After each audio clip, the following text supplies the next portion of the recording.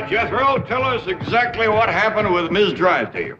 Well, I come around the side of the house, and I see this here lady fighting with a furry-looking varmint. Turned out it was Miss Drysdale. No, Uncle Jed, it was a fox. Lady was Miss Drysdale. Oh, yeah. So I grabs up the shotgun, and I says, step aside, lady, and I'll shoot it. Well, instead of that, she whipped around and throwed that thing in the air. Well, I shot it on the fly, with both barrels. Blew my wife's fox fur to shreds. I wonder she fainted dead away.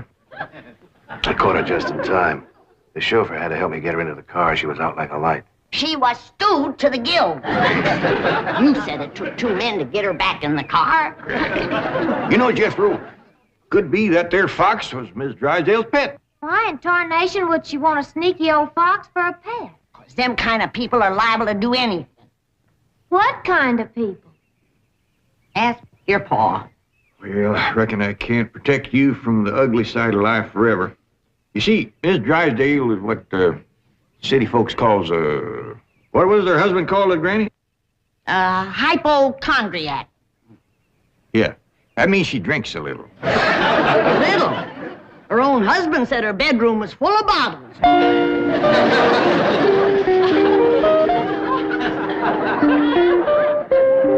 The doctor says she'll sleep for several hours. He gave her a sedative. What about Claude? Oh, she insisted that he have a sedative, too. Poor dog, he's probably the first canine hypochondriac. Well, let's be thankful for one thing, Mr. Drysdale. What's that? The tree outside the window. It completely obscures her view of the Clampett estate. Yes. And if that tree should ever lose its leaves and she gets one look at those hillbillies... It shall not happen. The Clampetts have agreed to accompany me to Palm Springs. Fine, fine. Now, you keep them there until I get Margaret back to Boston. Can do and will do. Maybe it's for the best that you know about that poor woman next door, Ellie. Now you can pitch in and help us get her cured. Yep. I'll need you to help find the makings from a sobering up mash. That's what I'll give her first. But Miss Jane said she was taking us to Palm Springs. Folks don't run off and leave the neighbors when he's in trouble. What all you gonna need for your sobering up mash, Granny? Well, most of the stuff I got. But it takes pecan root, wretchweed, sourdough, skunk oil, chimney soot, spider webs, horsebeard, snakewort, pepper leaves, chicken gizzards, stump water, coal oil, slippery elm ooze, and turpentine, and a few more things that's secret. Oh, and the biggest toad you can find. Granny, you use a live toad? That's just for testing. I give it a swaller to see how far it jumps. Last time Granny used a sobering up mash, set a new record. Clean over the top of Elverny Bradshaw's clothesline. That's tall jumping for a toad. Oh, this wasn't no toad. This was Elverny's husband, Homer. It was him Granny was sobering up. Well, Ellie, if you're going out in the brush hunting stuff for Granny, you'd best put on some old clothes. Okay, Pop. Well, let's get it going.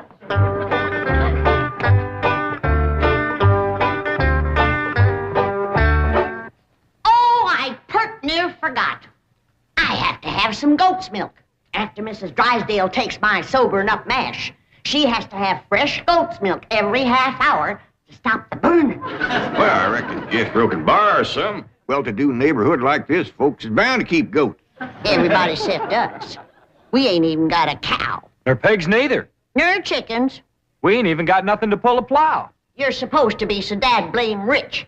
I'll bet we're the only family in Beverly Hills that ain't got a mule. I reckon it is high time I was stocking this place. Even Mr. Drysdale's been after me to buy some cattle. Well, good for him. Yeah, just the other day he says to me, Mr. Clampett, you got $25 million in cash. You ought to put some of that money into stock.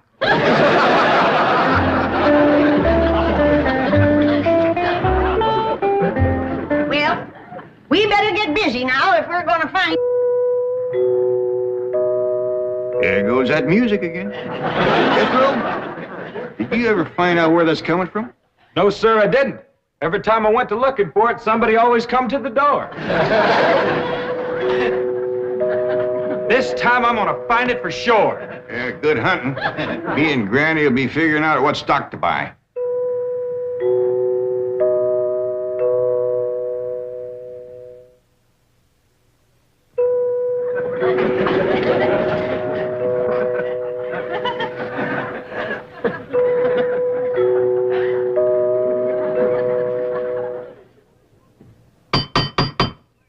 Doggone it, never failed. Howdy, Miss Hathaway. Oh, please stop calling me Miss Hathaway. Now, if I can call you by your first name, Jethro, surely you can do the same for me. But, Please? well, howdy, Miss Jethro. How about calling me Jane? I like that better. Well, are we all set to leave for Palm Springs? No, ma'am.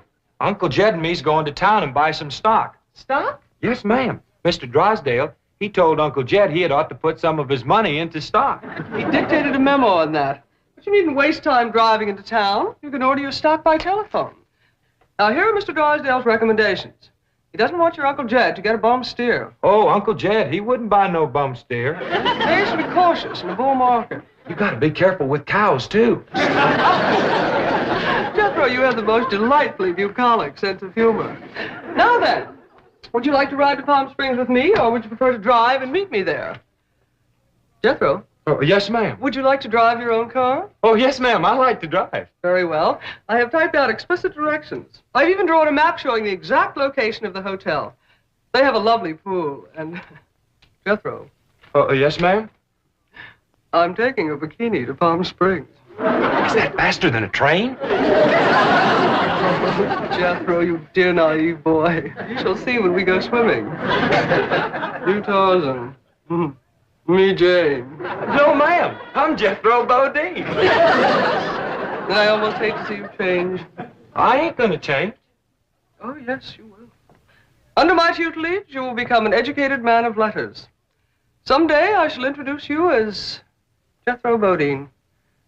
B.A., M.A., Ph.D.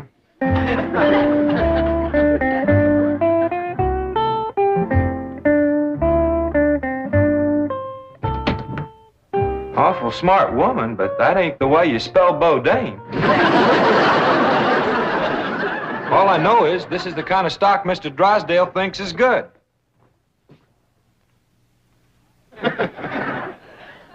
What does that say? IBM. What's that spell? IBM. What's an IBM? I don't know. Next it's got, Us's. Us's. Well, that's what's wrote there. USS. That makes sense. Maybe it ain't Mr. Drysdale's fault.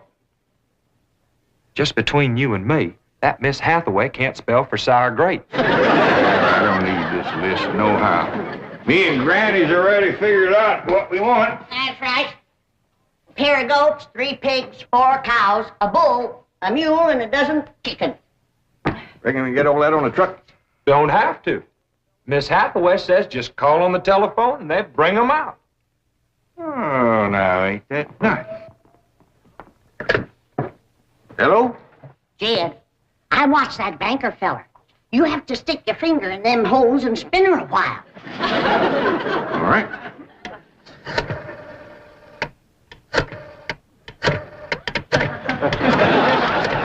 Reckon that ought to do it. Operator. Oh, howdy, ma'am. This here is Jed Clampett. I'd like to buy some stock. What number do you wish? Number? Oh, a couple of goats, 3 pigs, 4 cows, a bull, a mule, and a dozen chickens. I'll give you information. Well, thank you, ma'am. I appreciate all the information you can give me. It's the first time I ever bought stock on the telephone. Perhaps I'd better connect you with the supervisor. 2 heads is better than 1. Supervisor speaking. May I help you? Well, thank you, ma'am. This here is Jed Clampett. I'd like to buy some stock. Do you know the number you wish to reach? Well, that's more or less up to the animals. But the number I want to start with is a couple of goats, 3 pigs, 4 cows, a bull, a mule, and a dozen chickens. This sure is a dandy pin, Jethro. As soon as Ellie gets back from the Drysdale, she can milk this here goat.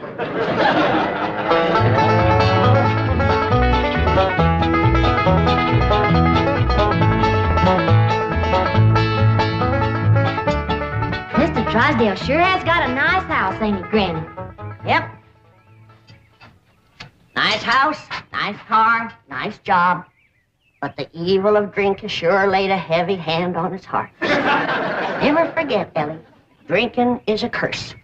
But you take a drink now and then, Granny. Never more than a thimbleful.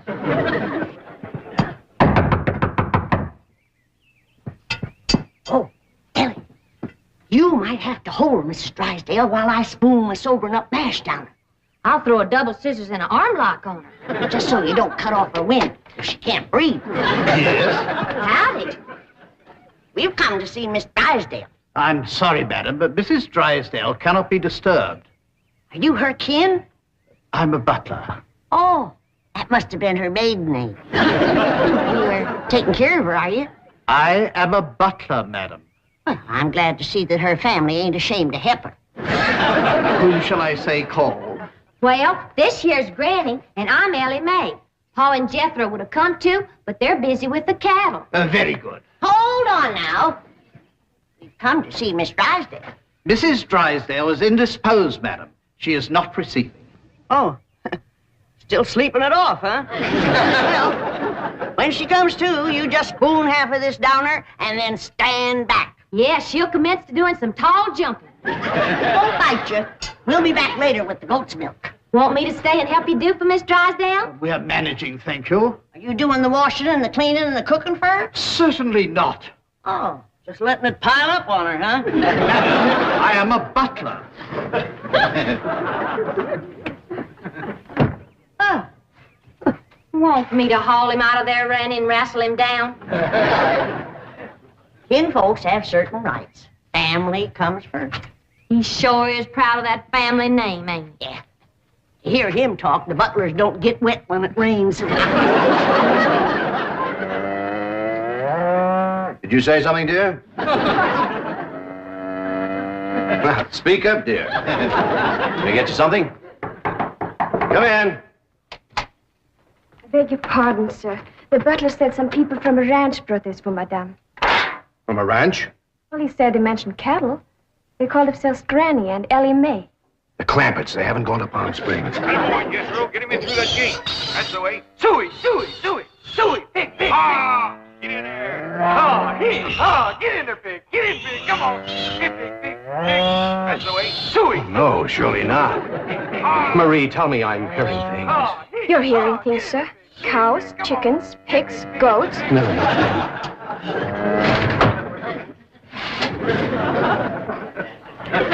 Anything I can do, sir? Pray, Marie. Pray.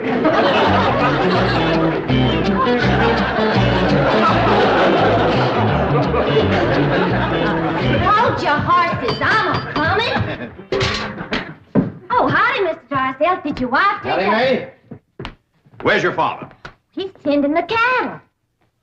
He brought cattle into this beautiful estate? No, he called on the telephone, and some men brought him in a truck. Yes, sir. I'm just fixing to go milk the goat. Come on out the stock pen. Stock pen.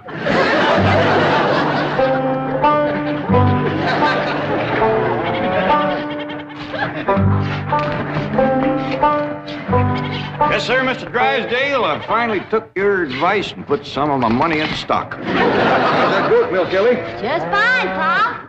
He sure is a dandy pen, Mr. Drysdale. Yeah, good stout fence around the outside. Of course, that one across the middle ain't so much. Bulls already jumped it twice, and it ain't even mating season.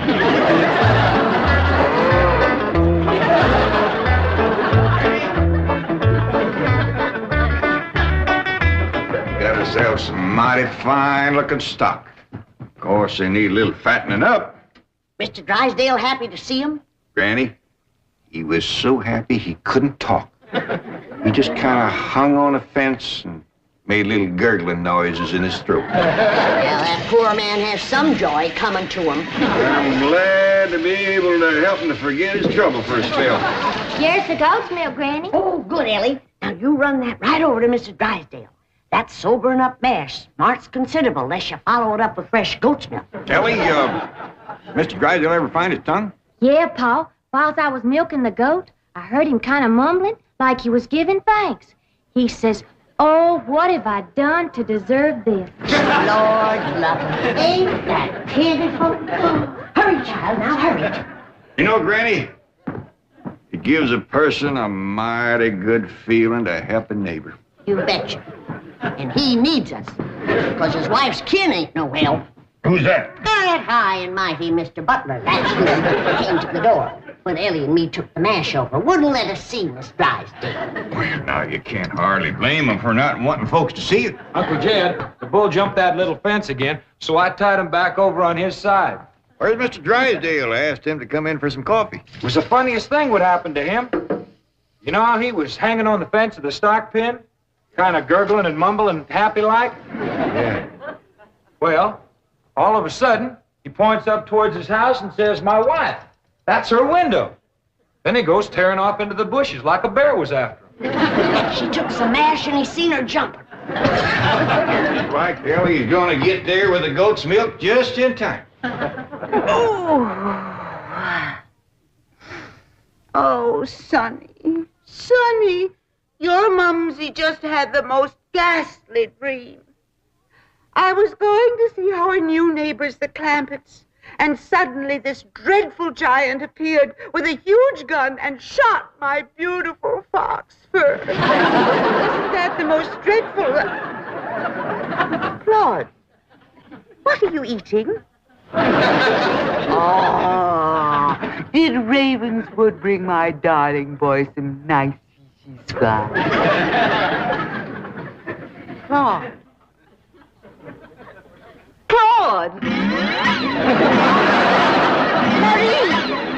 come and get Claude. What's the matter, dear? Claude, he's having a seizure or something. Is something wrong? Yes, Marie, open the window. Yes, let's have some fresh air. No. You take Claude to the doctor. I'll get the window.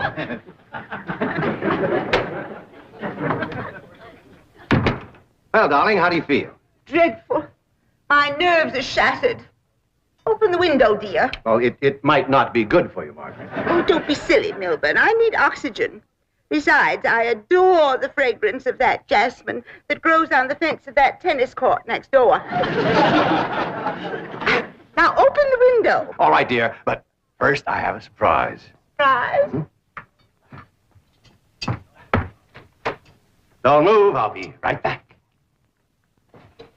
Granny, that there butler fellow wouldn't let me through that door again. And he wouldn't take this milk, neither. Why not?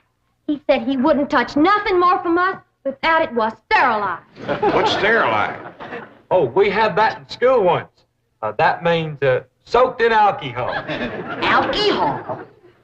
Appears to me like Mr. Drysdale's got two drinkers on his hands. Mrs. Drysdale must be in terrible shape. Fighting mean. Scratching and clawing people and everything. How do you know? I heard her yelling and screaming clean from upstairs. She says, "Marie, come and get Claude." Sure enough, pretty soon, this poor girl come a-running down yelling, "Take me to the doctor. I got Claude." Family or no family, that woman needs help, and by thunder, she's gonna get it.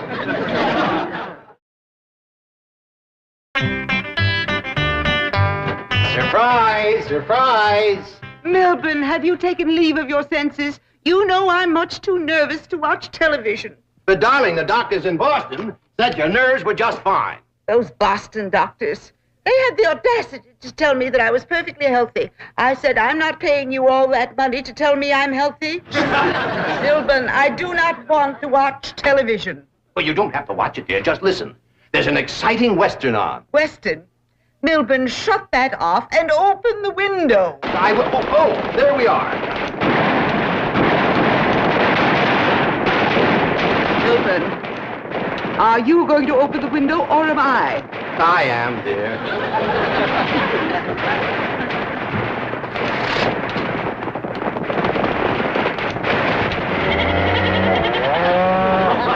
There, you see, the cattlemen and the sheepmen are fighting now. Well, if you won't turn it off, I will. Oh, dear, I do admit that's a very old plot, but I'm sure we can get something better.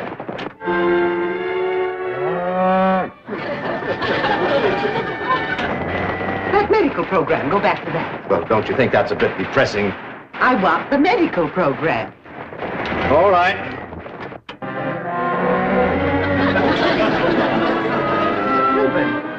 I still hear the cattle and the goats. Yes, you see, this is the latest thing in television program. A medical western. Medical western? Yes, I think it's called Sagebrush Surgeon. That's the window he pointed to right there. I've got to get some fresh goat's milk up to that woman some way. I could shinny up the tree and climb right in that window. Oh, Jethro, it ain't fit for a man to be in a woman's bedroom. How about me? No, Ellie. You're too young to handle somebody wrestling in the grip of old John Barleycorn. I gotta get up there and have a goat handy to milk ever so often. I think I got it figured out, Granny. I'll get a rope, throw it over that limb, hoist you up to the window. Jethro, you get that Mr. Butler away from the front door. Then, Ellie, you take the nanny goat, lead it upstairs to her room for Granny. All right, Paul. But that little goat ain't gonna do nothing unless it's got that little chicken sitting on his back. That's all right. Raw egg ain't gonna do Mrs. Drysdale a bit of harm.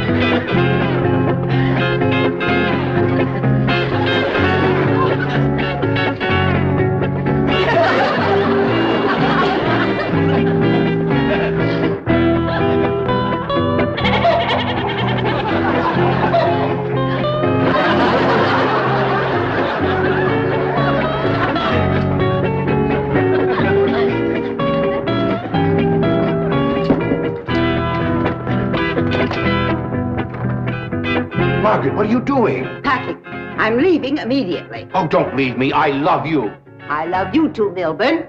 Why don't you come to Boston with me? You haven't seen Sonny for a long time. I don't understand. Why have you suddenly decided to go back to Boston? To see those doctors. Let them dare to tell me now I don't have a nervous condition. I'm even having hallucinations. It's wonderful. Hallucinations? I just saw a witch fly by that window, and there's a goat in the bathtub with a chicken riding on its back. Oh, you couldn't see them, dear. Only someone with my shattered nervous system. There goes the witch again. Oh, Melbourne, I'm the happiest woman in the world. It's marvelous. Wait until those doctors hear this. Can't get in the attic and she won't open the window. Ice me up again. Here, Milburn. Let's have a vitamin toast to my coming triumph.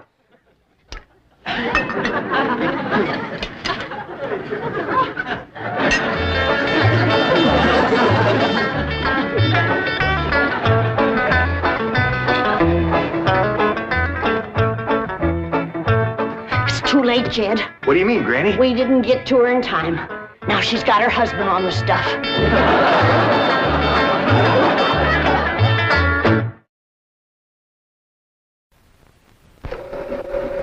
Oh, howdy, ma'am. It's me again. I just want to thank you for everything. Stock got here fine. Oh, excuse me. It looks like I got some company. Howdy there. Come in, come in. Just about to sit down and have myself a bowl of Kellogg's cornflakes. Glad to have you join me. Ain't nothing like cornflakes to keep a feller going. Special nice if you can catch yourself a little fresh fruit. Excuse me, but for a fancy dresser, you're a mite shy, ain't you? Caretaker? Clampett. The old goat, sir.